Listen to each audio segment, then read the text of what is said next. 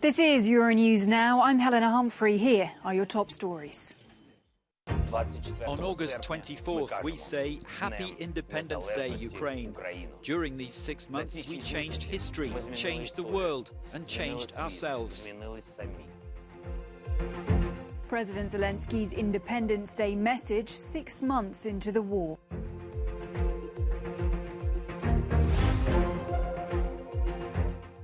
And almost 30,000 suspected war crimes are registered with Ukrainian authorities since the start of the full-scale invasion.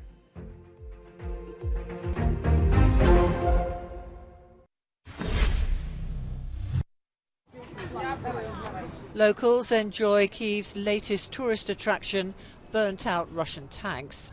But the Ukrainian capital is today on high alert and with public gatherings banned. It may be a national holiday celebrating independence from Moscow, but people are bracing for more Russian attacks. It's 6 months since the Kremlin started its war with its neighbour. Ukrainian President Volodymyr Zelensky said Independence Day would be marked with awards given to individuals from all walks of life who've supported Ukraine's troops. But underlying his nightly address, the message was of caution. The armed forces of Ukraine, our intelligence, special services will do everything to protect people as much as possible. And we will certainly respond to any manifestation of Russian terror. But please follow the safety rules strictly tomorrow. Please observe the curfew. Pay attention to the air sirens.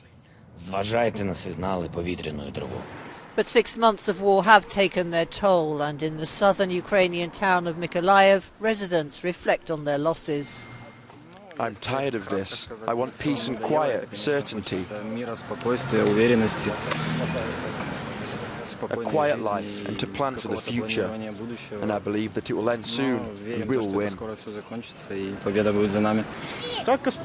Many people I know are fighting. Many are dead already. Many are being treated and won't return to the front line because they've lost their limbs. It's hard and scary.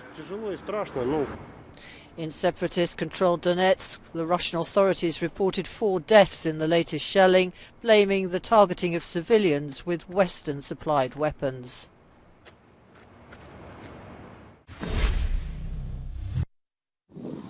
The UN said it remains gravely concerned about the situation in and around the Zaporizhzhia nuclear power plant in southeastern Ukraine. Both Russia and Ukraine accuse each other of shelling the site, sparking warnings of a possible nuclear catastrophe. At an emergency session of the UN Security Council, called by Russia, both parties were urged to cease all military activities around the plant to enable its continued operations. The facility must not be used as part of any military operation, and an agreement on a safe parameter of demilitarization to ensure the safety of the area should be reached. Regrettably, despite numerous calls and appeals, instead of de-escalation, we continue to see the almost daily reports of alarming incidents involving the plant. The UN's nuclear watchdog has renewed its request to assess the safety and security at Europe's largest nuclear plant. Preparations for the mission are said to be proceeding, and Russia's UN ambassador said the trip should take place in the near future. Since Russia invaded Ukraine 6 months ago, over 29,000 war crimes have been registered by Ukrainian law enforcers. The International Criminal Court is investigating the alleged crimes with the help of several NGOs. But for now, it's up to people like Father Andriy to bury the bodies of those found in mass graves. 419 people were killed by shelling, dying of violence and not of old age. There were several mass graves. The largest one was next to the church. This grave contained 116 people, including 30 women and 2 children. But there was only one mass grave. A town on the outskirts of Kyiv, Bucha is just one of the sites across the country where mass graves have been found. In the aftermath of the discovery, international forensic teams and experts were sent to assess the findings. But for now, no one has been held accountable for the crimes.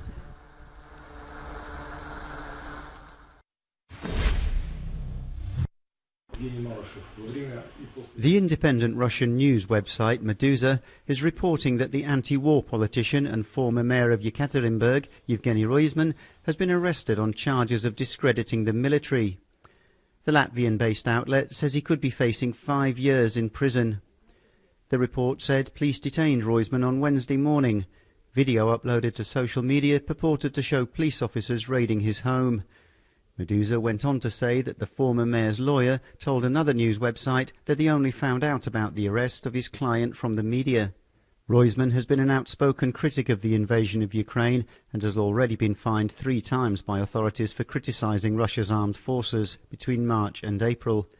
Meduza said first-time offences are treated as misdemeanours in Russia, but that repeat violations can result in criminal charges and a maximum penalty of 5 years in jail. Twitter's former head of security has turned whistleblower and accused the company of negligence in its handling of user information, security, and the number of fake and spam accounts that are on its platform. The accusations come amid Twitter's legal battle with Elon Musk after he dropped his plans to purchase the company for €44 billion. Twitter has denied the accusations. A further 8 grain silos at Beirut port toppled on Tuesday, succumbing to damage from the devastating 2020 explosion and marking the 3rd such collapse in a month. It triggered protests from relatives of the 200 or more people who died in the blasts. The families say they want the remaining block to be preserved as a memory of their loved ones. The preserved heart of the emperor who declared Brazil's independence returned to the country on Tuesday as the nation prepares to celebrate its bicentennial. The heart of Pedro I arrived from Portugal, where it was received by President Jair Bolsonaro. Critics have accused Bolsonaro, who's running for re-election, of using the bicentennial to appeal to pro-monarchist voters. Large swathes of Scotland are facing overflowing bins after talks failed to halt further strikes. Bin workers in around a dozen council areas, including Glasgow, will follow staff in Edinburgh who have already walked out over a bitter pay dispute. A 12-day strike was called 8 days ago, and locals have complained of rat infestations due to mountains of food waste.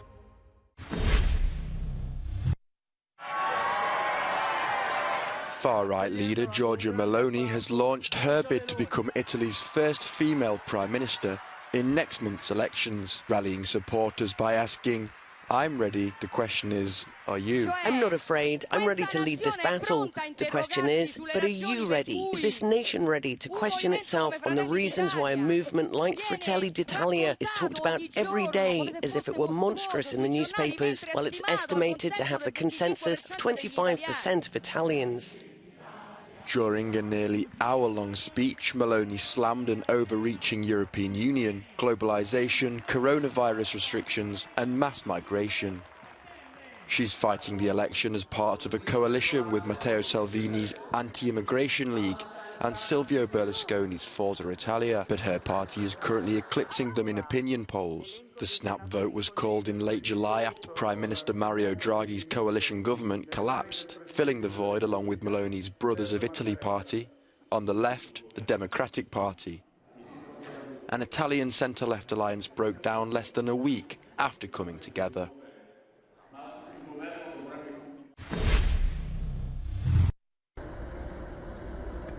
Finland's Prime Minister, Sanna Marin, says she's sorry after a photo emerged of topless guests at the official residence of heads of government. The picture was uploaded to the social media site TikTok and shows 2 women kissing each other, covering up their bare chests with an official-looking sign reading Finland. The Prime Minister admitted the 2 young women were friends of hers. Marin said the photo was inappropriate and apologised for the image. Just a few days ago, the 36-year-old leader rejected accusations of having an excessive party lifestyle, and she voluntarily undertook a drugs test that showed no trace of illegal substances.